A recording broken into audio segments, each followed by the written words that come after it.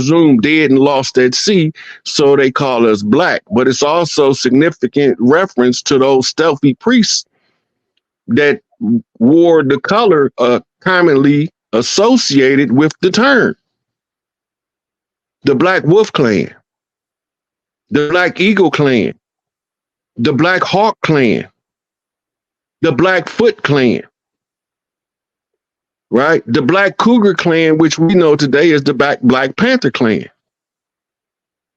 All these different clans are the clans that's fighting the actual conjure war of self-identity lost in a contract, a blood oath, then the secondary constitution that's kept in the George Washington Masonic Memorial was written in the blood of the Chief Crispus Attucks in order to keep us under the conjure spell. It's the same as the continuation of the ancient spell of Kingu that's put us in this Kali Yuga.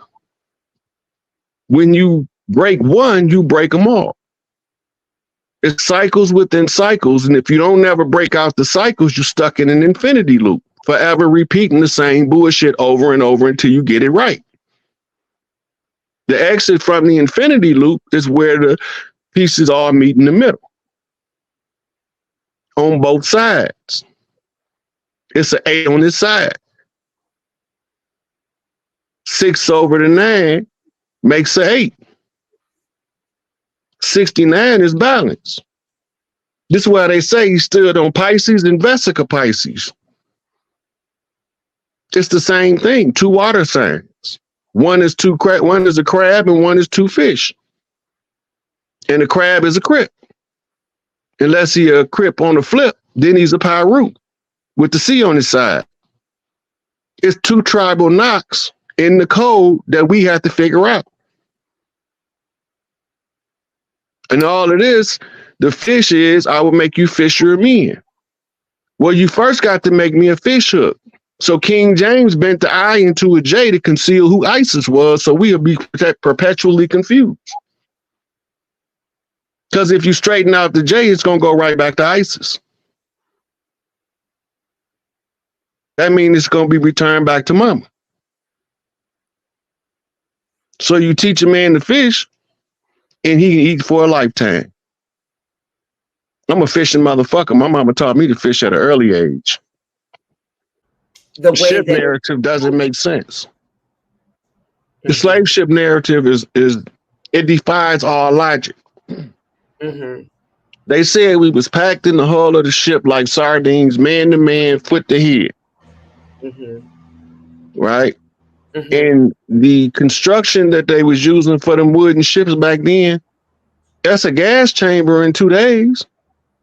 You got to remember, you got 9 seafaring people on the ocean. What happened to you when you get seasick? Don't you get nauseous?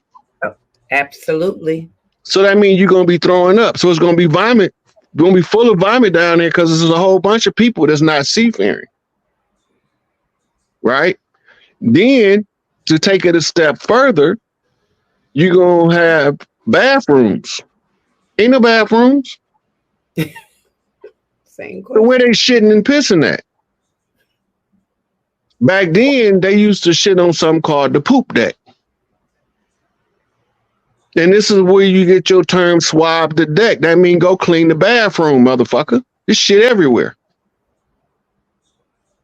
But if you got that many people shackled and chained, you can't run bathroom breaks enough for everybody to get relief.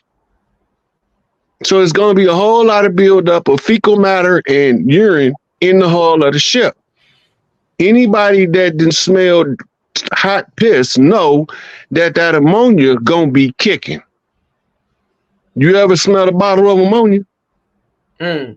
Yes. Okay, imagine that shit everywhere. It's a gas chamber. This is supposed to be a 90-day journey. It's only a 2-week journey from Europe to New York. Y'all got to pay attention. Right. It's a 2-week journey from Europe to New York. It's a 90-day journey from Africa to the islands, where they call the Middle Passage. In the 1500s. That don't make no fucking sense. That's a convenient story to separate your identity away from the land. It's more likely that the people on the slave ship died off than the people from the land died off.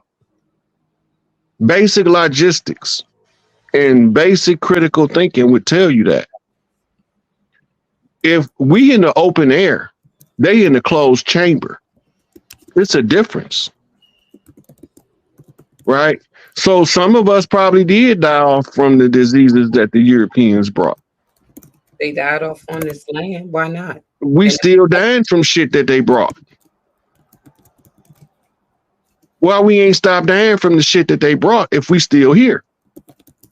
I'm Mississippi clay dirt walking. I know where I'm from. My roots go right down that Mississippi River. Mississippi red clay dirt walking. You can smear me with it, and if you didn't know that I was smeared with it, you wouldn't even know I had dirt on me. I know where I'm from. It's not a secret. And the earth tells me where I'm from by the resonance of what we call the nativity. The nativity of the Christ, the anointing. The anointing is the oils. The oils are in the ground that's telling us where we come from. But we want to go with the narratives that other people tell us who we is rather than following what our ancestors told us. Here's the thing, go to the roots. Fiddler is telling the people when Kunta Kinte get there, this is the African Guinea nigga. See, we don't know nothing about no Africans. We was already here. Why is this in the slave movie? Why is this fiddler saying we don't know nothing about no Africans? I remember that too. Right? So they telling you, but they still shrouded in a fairy tale. So we don't have a personal issue with Africans. No. Because they got done the same way we did.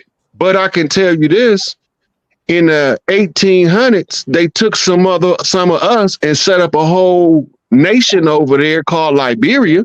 Liberia, I knew you was gonna say it. You better talk. You better talk. So we know they took us over there.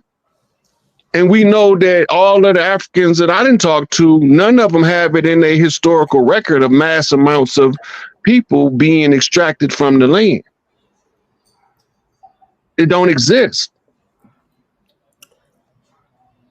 But what you do have is 10 to 12 here and there being snatched up by Arab slave traders before they rally the troops.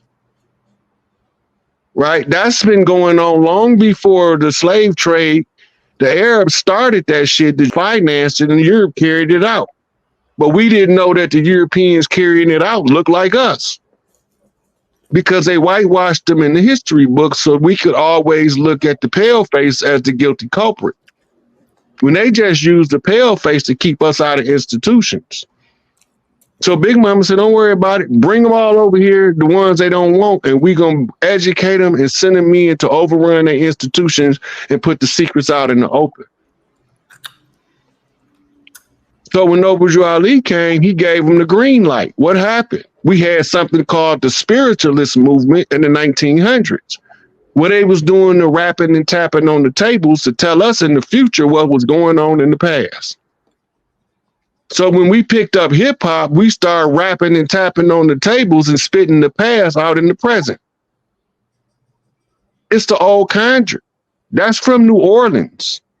That's the whole rapping conjure is a New Orleans based conjure from root magic in the deep woods of the motherfucking Louisiana bayou. That's where it come from with the old juke joints. This is where jazz come from. Rock and roll, bluegrass, country music. It all come from that conjure because we always believed in putting the message on the drum. and all of them needed the drum, except for Scott Joplin. He used the piano because that's what they brought with them when they came from Europe. They didn't never expect that we would be able to learn to master the piano and come up with our own music that made that classical music sound like shit. So Scott Joplin said, let me ever go at it. And they called it ragtime.